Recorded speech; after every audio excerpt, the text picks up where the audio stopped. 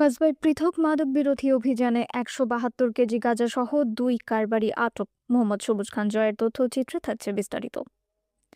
ব্রাহ্মণবাড়িয়ার কসবা উপজেলায় পুলিশের পৃথক ২টি মাদক বিরোধী বিশেষ অভিযানে মোট ১৭২ কেজি গাঁজাসহ ২ মাদক কারবারিকে আটক করা হয়েছে।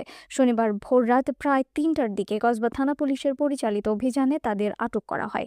আটককৃতরা হলেন শুভ ও শরীফ নামে ২ মাদক কারবারি। কসবা থানার অফিসার ইনচার্জ নাজিয়া সুলতানা নাজনীন বিষয়টি নিশ্চিত করে জানান, গোপন সংবাদের ভিত্তিতে উপজেলার বিভিন্ন স্থানে পৃথক অভিযান পরিচালনা করা হয়।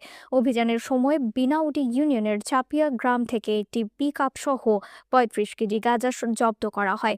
এছাড়া বাইক দক্ষিণপাড়া এলাকায় মানিক মিয়ার খালিদ ভিটার পূর্ব পাশের ঝোপ থেকে আরও ১২৭ কেজি গাঁজা উদ্ধার করা হয়। অভিযানে উপজেলা প্রশাসনের সহযোগিতায় কসবা থানার অফিসার ইনচার্জ নাজিয়া সুলতানা নাজনীন এর সার্বিক তত্ত্বাবধানে এসআই ফারুক, এসআই শাহ আলম সহ পুলিশের একটি দল যৌথভাবে অভিযান পরিচালনা করেন। এ সময় বিপুল পরিমাণ গাঁজাসহ ২ মাদক কারবারিকে হাতে নাতে আটক করা হয়। পুলিশ জানায়, আটককৃতদের বিরুদ্ধে মাদকদ্রব্য নিয়ন্ত্রণ আইনে মামলা দায়েরের প্রক্রিয়া চলছে।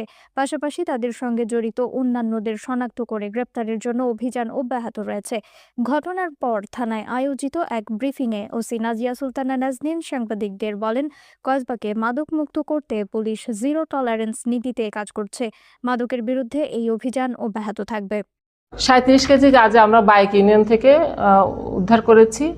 চাপিয়া থেকে একটা পিকআপ সহ ৩৫ কেজি গাঁজা আমরা উদ্ধার করেছি এবং ২ জন আসামি গ্রেপ্তার করেছি।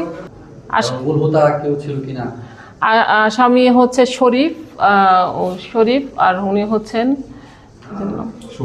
শুভ। এই ধরনের মাদক বিরোধী অভিযান চলমান থাকবে, অবশ্যই থাকবে।